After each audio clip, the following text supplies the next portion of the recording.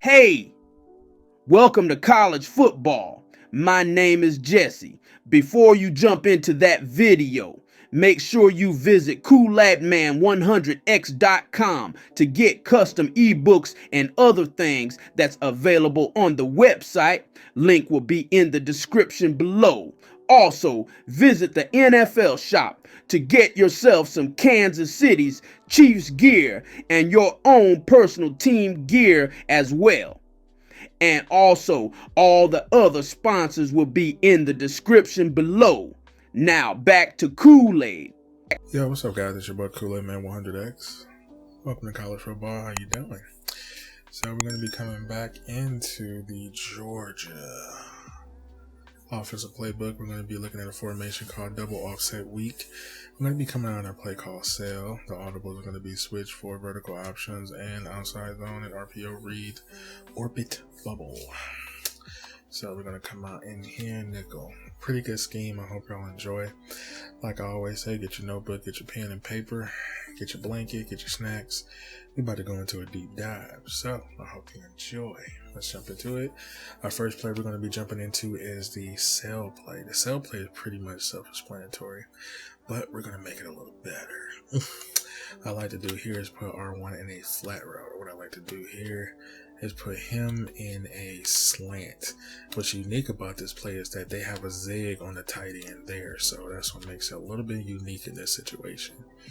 What I do like about it is that we got a nice table route across that field with the slant, so our first hitter quitter is either going to be the zig or the R1.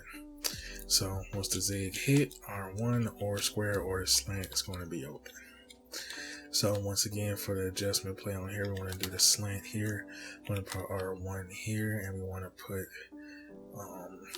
you can leave them on that table right there. So we want to put square on the slant, R1 on a flat route, and that opens up either the zig or the flat route, or we can watch the slant, or we can look for the corner route or table route last. So right here, they backing up a little bit, so we could definitely hit that too as well to get us a couple yards. And what makes this play a little bit more unique is that zig route is in a tight end position. So I like to do is custom stem this table route too. We can actually bring it down a notch here, and we can slant triangle again, and we can open up and put a zig there. Then leave that running back on that route. So now he has to defend two routes that's open. Either or, he has to choose which one he want to choose to go to. That opens up that field too as well. Another way you can run this play is that you can actually redo that custom stem it, bring it down one notch here, slant here. So you got a split there. So you want to put R1 in this route here and leave that table route there. So now you got a split situation. So now he has to see where he wants to go to get there. Another way you can run this route too is that I know you can custom stem it. You can't custom stem those unique hot routes. So what we're going to do here is we're going to put square on a in route. We're going to put him on a table route there, right? We're going to put circle in a slant here. Then we're going to put our R1 on a flat route there. So this either opens up the zig, the flat route will be open for a couple yards too as well, or the zig route. Just to let you guys know about the zig, I threw it to the flat first. The zig would be definitely shut down, but it opens up that slant and that table route here, because when he splits, that table route is open.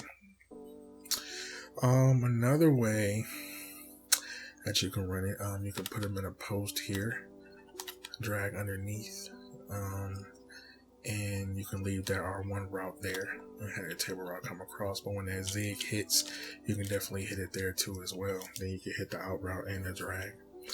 The next one is going to be switch. Switch is very unique.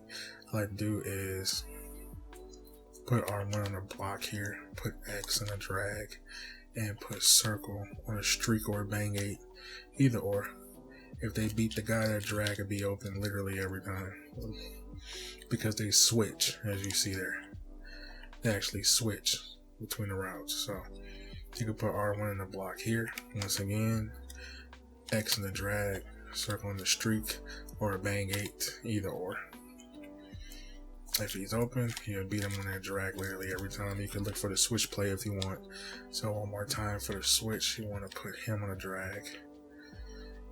X drag, R1 block, circle streak, or bang 8. Try bang 8. Bang 8. And you look for the open guy. You usually be open on that sideline, but you want to risk that pick because they can actually pick that off. That's why I say you always got to check down just in case that lineman is not there. So remember, just like I said, put them in a drag, block, or circle bang 8. Because if they riding them like that, that means you got a drag that you can hit and bump them, but you got a drag that you can always check down to. Next one is 4 verticals. Everybody know 4 verticals. You can actually run this as is and just, look for the open guy. Basically, if you split the zone, don't split the zone, you got underneath for it. Another way that you can run this, just in case he doesn't go deep, if you don't see the guy, you can definitely throw outside too. That's another reason you can actually lead the ball outside if you want to. Another thing that you can do with the 4 verticals is that you can actually drag underneath.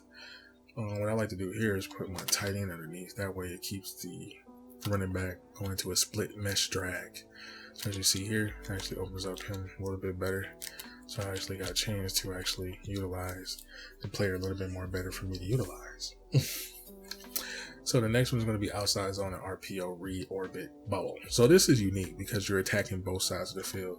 The outside zone is kind of tricky because you got to follow the lead of the blockers. But once you get open and get that speed, you're good.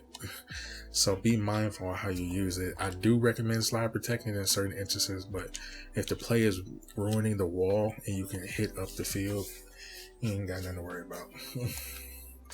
Just make sure you hit up the field with the outside zone because the outside zone builds a straight wall. I might go over it and break down for you. I think I did, but yeah. You got to follow the wall, basically. The wall shows you where the holes is going to be available at. So in instance, I could probably do a breakdown here. In instance, when you're running this and you see the wall, you can definitely see where you want to go. Barely. So let me show you. When you're running the wall here, you see this is where your hole is being developed.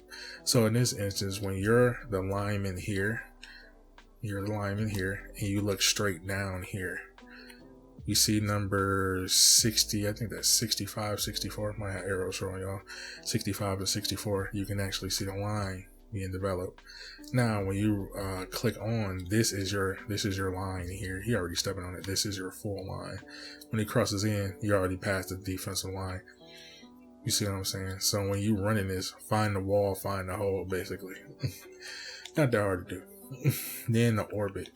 Now this is kind of difficult because you got a inside zone inside of it. So when you're running this play, be mindful on how you run it. So when you run it, you gotta be able to throw the circle, but you get good blocking downfield.